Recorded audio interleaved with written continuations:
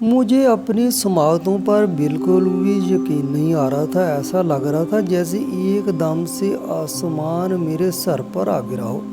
मेरी पूरी दुनिया तहस नहस हो गई। मैं जानती थी मेरी कोई औकात नहीं थी, मगर मैं इतनी बेमोल थी, इस बात का मुझे आज अंदाज़ा हुआ। मेरा अपने पैरों पर खड़ा रहना मुश्किल हो गया था।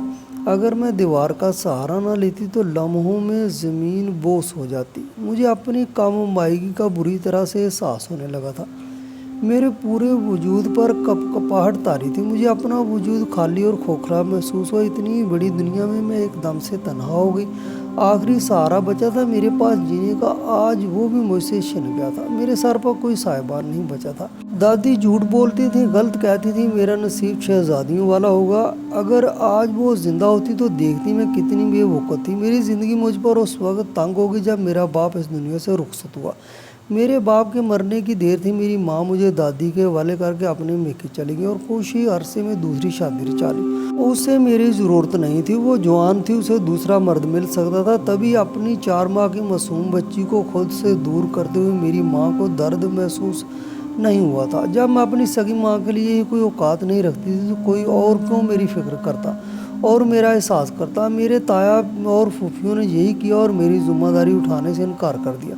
मेरी दादी जो अपने जवान बेटी की मौत के गम में बिस्तर से जा लगी थी और बस मौत की चाहत करने लगी। अपने लाडली बेटी की इकलौती निशानी को यूं लावारसों की तरह रुलते देखा तो उनका कलेजा मुंह को आ गया और मेरी खातिर मेरी दादी ने एक बार फिर से ज़िंदगी को कबूल किया।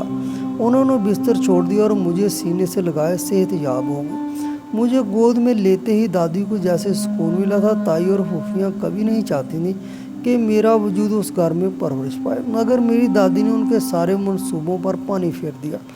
दादी समझदार थी, रवैयों को अच्छी तरह जांचना जानती थी। उनको मालूम हो गया था मुझे फेंकने से मेरी माँ की ज़ात पर कोई असर नहीं पड़ेगा। अलबत्ता मैं उस दुनिया में अपने सगे रिश्तों के होते हुए लावारिस ज़रूर हो जाऊंगी। और जब दादी ने दो टोक फैसला कर लिया कि वो मुझे पालेंगी, इस मामले में किसी की भी नहीं सुनेगी, तो सबको खामोश होना पड़ा। यूं भी दादा ने मरने से पहले अपना घर और दुकान दादी के नाम कर रखे थे। दादी उनकी मोहताज नहीं थी, बल्कि वो सब दादी के मोहताज थे।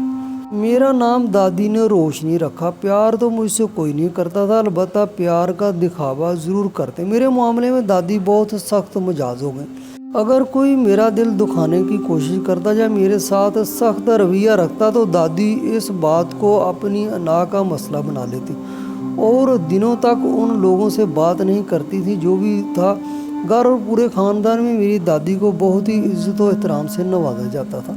हर कोई उनकी नाराज़गी से डरता था, इसलिए मुझे भी परेशान करना छोड़ दिया। और जब मैंने होश संभाला तो उस वक्त तक सब ने अपने असल रवैयों पर एक खौल चढ़ाकर मुझसे आर्जी मोहब्बत के ड्रामे रचाने शुरू किए हुए थे। इसलिए मैं कभी भी जान नहीं पाई कि इस घर में दादी के अलावा बाकी सभी मुझे बोझ समझते थे। मैं तो बस अपनी दादी की लाडली थी, पूरे घर में तितली की तरह उड़ती फिरती थी। दादी के बेजा लाड प्यार का नतीजा था। मैं शुरू ही से बहुत शौक और शरारती किस्म की लड़की थी। पढ़ाई के बाद मेरा सारा वक्त गली मोहल्ले के बच्चों के साथ खेलते हुए गुजरता था। मेरी शरारतें अपने अरूज पर होती थी। मैंने पूरे मोहल्ले की नाक में दम कर रखा था। अक्सर ही मोहल्ले वाले मेरी शिकायतें लेकर दादी के पास आते और मेरी शिकायत सुनकर दादी कितनी देर तक हंसती रहती। कई बार ताया और ताई ने दबे लफ्ज़ों में कहना चाहा कि मैं जवान हो रही हूँ, मेरी हरकतें ठीक नहीं हैं, मगर दादी किसी की बात पर कान नहीं धरती थी और कहती, मुझे तो अपनी बच्ची ऐसे ही हंसती मुस्कुराती अच्छी लगती है, बिल्कुल मेरे जवाद की तरह जिंदा दिल है। ये बात करते हुए दादी की आंखें पानी से भर जाती और मोहल्ले वाले उनकी बात सुनकर शर्मिंदा हो जाते।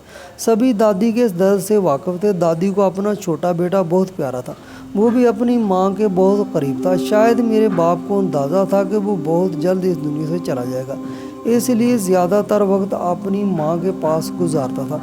और जब वो इस दुनिया से रुखसत हुआ तो मेरी दादी के लिए भी इस दुनिया की रौनकें ख़त्म हो गई। वो तो शायद तन्हाइयों की आदी हो जाती, जो अगर उनकी ज़िंदगी में मेरा वजूद ना होता। ताई ने बहुत गैर महसूस तरीके से मुझे अपने बच्चों से दूर रखा था। उनके बच्चे मेरे साथ ना तो खेलते थे, ना ही मेरे साथ कोई बात करते, मगर मैंने कभी भी इस बात को महसूस नहीं किया था। दादी ने मुझे माँ और बाप दोनों का प्यार दिया था। उन्होंने मुझे कभी भी महसूस नहीं होने दिया कि मैं माँ बाप के बगैर इस घर में रहती हूँ। कभी कभी ताई और ताया को अपने बच्चों के साथ लाड प्यार करता देखती तो मेरा भी दिल करता कि मेरे माँ बाप होते और मेरी इस महरूमी को महसूस करते हुए दादी मुझे अपने आगोश में संभाल लेती। उनका प्यार पहले से भी ज़्यादा बढ़ जाता था। ताई और फूफियाँ लाख मुझसे खार खाती, मैं परवाह नहीं करती थी। जवान हो जाने के बाद भी मुझ में बचपना था, मगर मेरी शौकियाँ उस वक्त ख़त्म हो गई जब अपनी छोटी फूफो के घर एक फंक्शन अटेंड करने हम सब गए। वहाँ बातों बातों में फूफो की सास ने मुझे बताया मेरी माँ कितनी संगदिल और जालिम औरत थी। शोहर के मरते ही फ़ौरन ही अपने मेके वालों के मशवरे पर मुझे अपनी दादी की गोद में डाला और ख़ुद अपने माँ बाप के घर चली गई और जल्द ही दूसरी शादी भी कर ली। अपनी माँ की सलीत जानकर मैं दंग रह गई थी। मैं सोच भी नहीं सकती थी एक माँ अपनी औलाद के साथ इतनी संगदिल हो सकती है। मुझे तो बस यही मालूम था कि मेरे वालिदैन इस दुनिया में नहीं है। आज माँ के बारे में सुना तो दिल में दर्द की लहरें उठने लगी। और फिर ताई ने भी तो हंसते हंसते सुनाया, ये लड़की बड़ी बदबख्त है, पैदा होते ही बाप को खा गई और ऐसी नामुराद के माँ के दिल में जगह नहीं बना सकी। हमें तो फिक्र खा जाती है ये कोई गुल ही ना खिला ले। इन बातों ने मुझे शदीद चोट पहुंचाई थी। उस वक्त मेरी उम्र 16 साल थी। तब पहली बार मुझे एहसास हुआ मेरी ताई मुझसे शदीद नफ़रत करती है। मेरी दादी फूफो कमरे में नमाज अदा कर रही थी, वो ये बातें नहीं सुन सकी और जब मैं भीगी आंखें लिए दादी के पास जाने लगी तो बड़ी फूफो ने मुझे बाजू से दबोच कर सख्ती से कहा था, देखो लड़की खबरदार, ये बातें अंदर जाके अम्मा के सामने करने की कोशिश की तो तुम्हें तो फ़र्क नहीं पड़ता, मगर तुम्हारी बातें सुनकर मेरी माँ की तबीयत ज़रूर बिगड़ जाएगी और अगर मेरी माँ को कुछ हुआ ना तो तुम्हारी खैर नहीं होगी। याद रखना सिर्फ तुम ही अपनी माँ की वजह से ही बर्दाश्त कर रहे हैं। फुफ्फो के सर्द और शफाक लहजे में कट कर रह गई। मैं बुरी तरह सहम गई। मुझे डर लगने लगा था अगर दादी को कुछ हो गया तो ये लोग मुझे कच्चा चबा जाएंगे। इस बात का अंदाज़ा मुझे इस रोज़ हो गया था। वहाँ से वापस आने के बाद मैं कई दिन कुछ बोल नहीं सकी थी। दादी मेरी इस खामोशी पर बहुत परेशान थी, मगर मैंने पढ़ाई का बहाना बनाया तो दादी ने पुरस्कून होकर मुझे गले से लगा लिया। फिर बोली, देखो रोशनी, मेहनत तो तुम्हें करनी चाहिए, लेकिन तुम्हारे नंबर कम आ भी गए तो इतनी बड़ी बात नहीं है। तुम दिल लगाकर पढ़ो, अगली बार अच्छे नंबर आ जाएंगे। तुम्हें फ़िक्र करने की ज़रूरत नहीं है। चाहे जो भी हो जाए तुम्हें तो शहज़ादा बयाने गाएगा और अपनी मलका बनाकर ले जाएगा। दादी की बात पर मैं फीका सा मुस्कुरा दी थी। वो हर वक्त तो मुझे यही सुनाती थी कि मैं शहज़ादी मेरे लिए शहज़ादा ही आएगा। मैं अपनी दादी के लिए बहुत एहसास हो गई थी। उन्हें ज़रा सा भी कोई नज़ला बुखार हो जाता तो मेरी जान पर बनाती थी। मैं रो रो के हलकान हो जाती और मेरी वजह से दादी भी परेशान होती। वो मेरे बदलते रवैये से परेशान थी। और फिर जल्दी ये अक़दा खुल गया जब ताई खुल्म खुल्ला कहने लगी, आप बहुत भूली हैं अम्मा जान, लड़की जवान हो रही है, उसको लगाम डालें। कोई गुल खिला लिया तो हम लोग बदनाम हो जाएंगे। अल्लाह जाने सारा दिन कौन सी प्लानिंग में मसरूफ़ रहती है, इसकी सोचें तो रुकने में ही नहीं आती। मैं कह रही हूँ कोई ऊंच नीच हुई तो बर्दाश्त नहीं करूँगी। मैं भी बेटियों वाली हूँ। ताई की बातों ने मेरा दिल चीर कर रख दिया था और तब मैं चीख उठी और बोली, मुझ पर इल्ज़ाम लगाने से पहले आपको याद रखना चाहिए कि अल्लाह की लाठी भी आवाज़ है।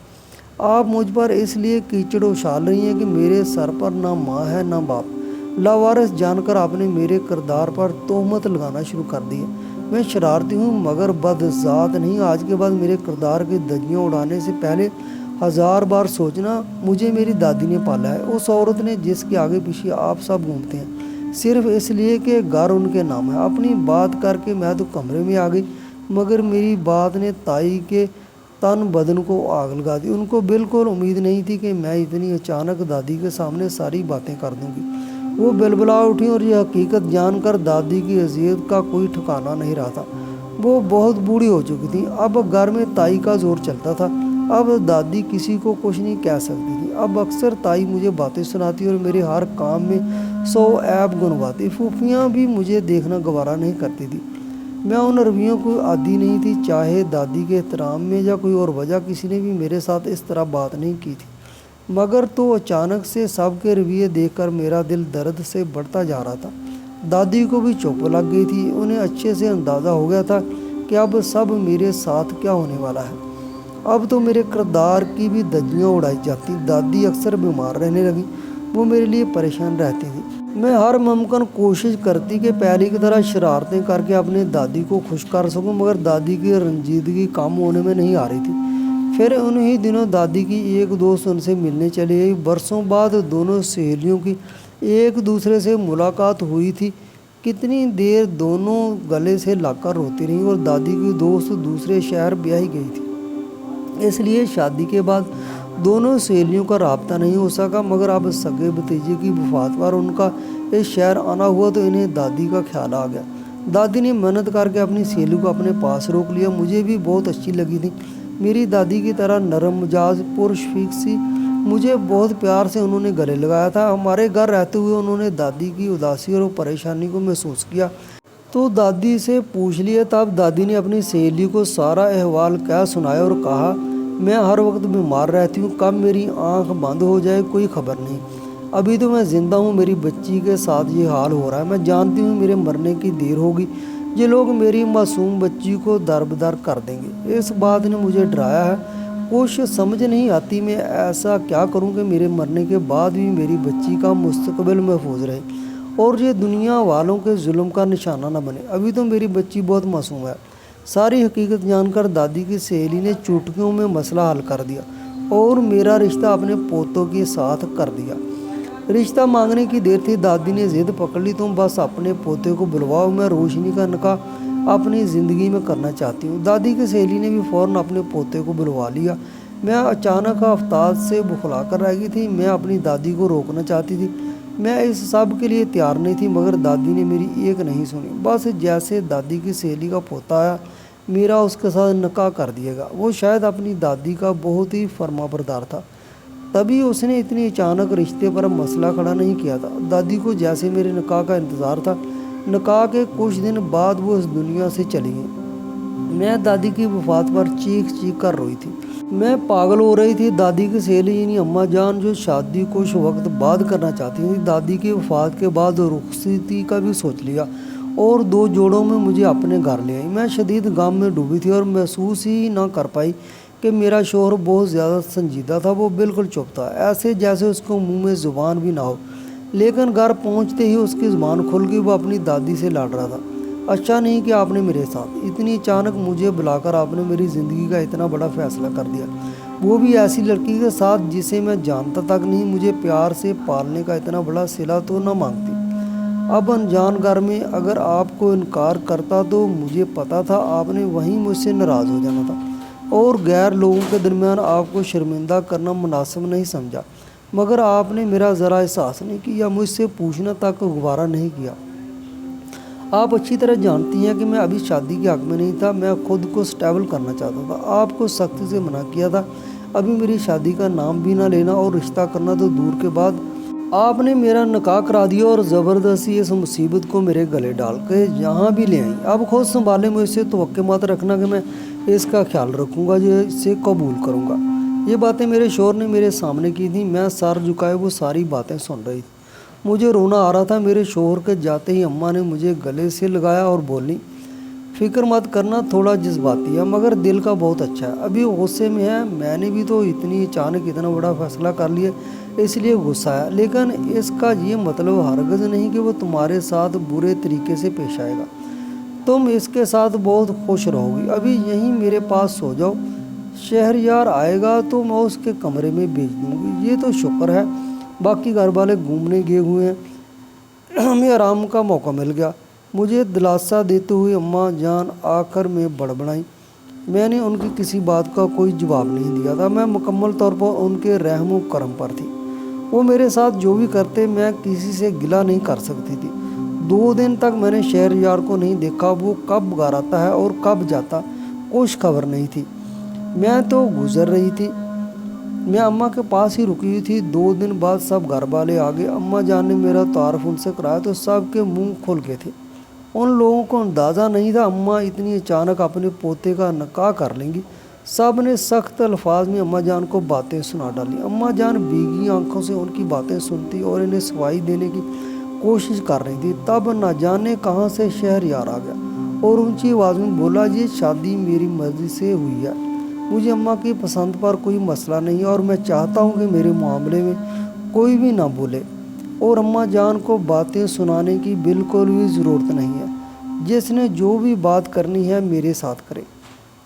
चलें अम्मा जान, कमरे में चलते हैं। चलो रोशनी। घर वालों को दो टोक बात करके शहरयार ने अम्मा जान को थामा और मुझे अपने साथ चलने का बोलकर अम्मा जान के कमरे की तरफ चला गया। फिर उसी रोज़ शहरयार मुझे अपने कमरे में ले आया। मैं पहली बार शहरयार का कमरा देख रही थी। कमरे में आते ही वो मुझसे बोला, अम्मा जान की खातिर तुम्हें अपने कमरे तक लाया हूँ ताकि घर वाले अम्मा जान को बातें सुनाना बंद कर दें। लेकिन इसका ये मतलब हरगज़ नहीं कि मैंने तुम्हें कबूल कर लिया है। मैं इस शादी के लिए तैयार नहीं हूँ। मैं चाहता था तुम मुझे परेशान मत करो। उम्मीद है तुम्हें मेरी बात समझ में आ गई होगी। मैंने इस बात में सारा लाया। मैं समझदार हो चुकी थी। अब मुझ में बचपना नहीं रहा था। और अम्मा जान की हिदायत के मुताबिक मैं शहरयार के सारे काम खुद करने लगी। मैं दिल से उसकी खिदमत करती। अम्मा जान का कहना था मेरी खिदमत करने से मेरा शोहर मेरी तरफ मतवज्जो हो जाएगा। मगर ये आसान नहीं था क्योंकि शहरयार की कज़न जूनी मेरी सारी मेहनत पर पानी फेर रही थी। वो हर वक्त शहरयार के आसपास मंडलाती और मुझसे बहुत बुरा बर्ताव करती थी। मगर कभी अम्मा शहरयार ने उसे नहीं रोका था। घर में रहते हुए मुझे मालूम हुआ शहरयार के वालिदैन भी बचपन में वफात पा चुके थे। शहरयार को अम्मा ने पाला था। बाकी सब ने शहरयार के साथ नौकरों वाला बर्ताव रखा। अम्मा जान भी किसी से कुछ नहीं कह पाती थी। उनके लिए बस ये गनीमत था कि शहरयार के चचाओं ने उसकी तालीम की जिम्मेदारी अपने सर ले ली थी। अब ऐसे में अम्मा जान की बहुएं शहरयार को बातें सुनाती और उसके साथ मुलाजमों वाला सलूक करती, तो अम्मा जान खामोश रहती। उनको डर था ज़रा सी बात को बतंगड़ बनाकर वो शहरयार की तालीम रुकवा देंगे। शहरयार को भी उन्होंने ये बात बावर करा दी कि हर हाल में अपनी तालीम हासिल करनी है ताकि अपने पैरों पर खड़ा हो सके। छोटी सी उम्र में ही शहरयार अपना मुकाम समझ चुका था, इसलिए दादी की बातों को पल्लू से बांधा और अपनी तालीम बेहतर तरीके से हासिल की। अपनी मेहनत और काबिलियत के बलबूते पर शहरयार ने सीए किया था। जब से शहरयार ने डिग्री हासिल की घर वालों का रवैया उसके साथ यकसर बदल गया था। अब शहरयार की ज़िंदगी मुख्तलिफ थी। वो यतीम मस्कीन लावारस बच्चा नहीं बल्कि पढ़ा लिखा खोबरू काबल जवान था। तीनों चचाओं के घर में बेटियां मौजूद थीं और अपनी बेटियों को शहरयार के साथ ब्याहने के लिए तीनों चचियां मोहब्बत जताती थी। शहरयार की कज़नें भी खूब आगे पीछे घूमती, मगर एक कज़न जूनी तो बहुत ज़्यादा तेज़ थी। उसने तो जैसे खुद को शहरयार की बीवी मान लिया था। शहरयार भी उसके साथ खुश होता था। मैं बहुत डर गई थी। शहरयार की सारी कज़नें बेतहाशा हसीन और तरहदार थीं। उनके मुकाबले में मैं तो कुछ भी नहीं थी। वो सब शहर की बेहतरीन यूनिवर्सिटी में तालीम हासिल कर रही थी, जबकि मैंने भी मुश्किल एफएससी किया था। उससे आगे पढ़ने का तो मौका ही नहीं मिला और मेरी शादी हो गई। अब जहां आकर मैं एहसास कमतरी का शिकार होने लगी थी। इस खौफ की वजह से मैं शहरयार की बहुत खिदमत करती, उसके साथ बात करने की कोशिश करती, मगर शहरयार की संजीदगी बरकरार थी। वो ज़्यादातर वक्त घर से बाहर गुजारता। सुबह सुबह घर से निकलता, आधी रात को ही घर आता। उसकी क्या सरगर्मियाँ थी, वो क्या करता फिरता था, मुझे कुछ खबर नहीं थी। लेकिन मुझे अम्मा जान का आसरा था जो मुझे बहुत प्यार करती थी। मुझे समझाती थी तुम्हें शहरयार से बदजन नहीं होना, वही तुम्हारा असल है। अब भी वो अपनी नई नौकरी वजह से मसरूफ़ रहता है, मगर जल्दी तुम्हारे साथ अपना रवैया ठीक कर लेगा। मैं अम्मा जान की बातों पर ईमान ले आती, मगर आज सारी बातें दरी की दरी रह गई जब मैंने देखा शहरयार की कज़न मेरे कमरे में मौजूद थी और शहरयार से कह रही थी, कब तक तुम इस बेकार लड़की को अपने गले का हार बनाकर रखोगे? फ़र्क करो इसे। तुम्हारे लिए लड़कियों की कमी तो नहीं है, जितने भी तुम काबिल हो। तुम्हारे साथ तो कोई खूबसूरत और पढ़ी लिखी लड़की जचती है, ये अनपढ़ गुनवार लड़की। बस तुम उसे चलता करो, मुझसे मज़ीद सब्र नहीं होता। उसकी बात पर शहरयार ने मुस्कुरा कर कहा, मैं जानता हूँ, बस कुछ दिन रह गए हैं, फिर मैं अपना फ़ैसला सबको सुना दूंगा और कोई मेरा कुछ नहीं बिगाड़ सकता। शहरयार की बात सुनकर मेरे वजूद पर लर्ज़ा तारी हो गया था। मैं मुश्किल खुद को सहारा देती मैं अम्मा के कमरे में गई और बिस्तर पर गिरकर फूट फूट कर रोने लगी। मैं समझ गई थी बहुत जल्द मैं इस घर से भी निकाले जाने वाली थी। फिर इसके बाद मेरा क्या होगा? मेरे पास तो कोई सहारा नहीं बचा था। दादी भी इस दुनिया से रुखसत हो चुकी थी। मेरी ताई तो मुझे कभी भी घर घुसने नहीं देगी। मैं तो तसव्वुर में भी दादी को याद करने लगी। उनसे क्या शिकवा, یہ کیسا مستقبل ڈھونڈا تھا آپ نے؟ میری دادی جہاں سے چلی تھی وہیں آ کر ہوں، میری اتنی خدمتیں، اتنی وفا بھی میرے کام نہیں آئی، ایک بار پھر سے میں بے گھر ہونے والی ہوں۔ اس سے تو اچھا تھا آپ مجھے مار دیتی، میں زندہ ہی نہ رہتی۔ اس روز میں بہت روئی تھی، اماں جان پوچھ کر تھک گئی آخر مجھے کیا ہوا، مگر میں نے انہیں کچھ نہیں بتایا تھا، کچھ بتانے کا فائدہ بھی نہیں تھا۔ بہت جلد ہی ان کا پوتا انہیں حقیقت بتانے والا تھا، میں نے بولنے کی ضرورت نہیں تھی۔ اور پھر واقعہ شہریار نے اپنا فیصلہ سنا دیا۔ شہریار کے فیصلے نے سب کے ہوش اڑائے تھے۔ میں بھی بے یقینی سے شہریار کو دیکھے جا رہی تھی جب شہریار نے کہا، میں جیسی نوکری چاہتا تھا مجھے مل گئی ہے اور الگ گھر بھی ملا ہے۔ میں اماں اور روشنی کو لے کر اپنے گھر جا رہا ہوں، آپ سب ہمیں ملنے آئیے گا، مجھے اچھا لگے گا۔ شہریار کی بات سب کے رنگ اڑے تھے، مگر شہریار نے کسی کی جانب دیکھنے کی کوشش نہیں کی اور مجھے اماں کو لے کر نئے گھر آ گئی۔ میں ابھی تک بے یقین تھی، میں تو کچھ اور سمجھی تھی، اور یہی بات میں نے شہریار سے بھی کہی تو بولا، ہاں میں شادی کے لیے راضی نہیں تھا، مگر یہ مطلب نہیں تھا کہ مجھے کوئی اور لڑکی پسند تھی۔ مجھے اماں کی پسند پر پورا بھروسہ ہے۔ میں بس تب تک شادی کے حق میں نہیں تھا جب تک اپنا الگ ٹھکانہ نہ بنا لیتا۔ میں ان دوگلے لوگوں کے درمیان اپنی نئی زندگی شروع نہیں کرنا چاہتا تھا، مگر اماں نے جلدی مچائی اور میں خاموش اس لیے رہا کہ اگر اپنی شادی کے حق میں بولتا تو وہ لوگ اپنی اوقات دکھاتے جو اماں سے ہرگز برداشت نہ ہوتی۔ اس لیے انہوں نے جو سمجھا میں نے وہی دکھایا، اور میں معذرت چاہتا ہوں میری وجہ سے تمہیں تکلیف اٹھانی پڑی، مگر اب ایسا نہیں ہوگا، ہم خوش رہیں گے، کیا تم میرا ساتھ دو گی؟ شہریار کی بات سن کر میں ایک دم سے ہلکی پھلکی ہو گئی اور مسکرا کر اس کے ہاتھ پر اپنا ہاتھ رکھا۔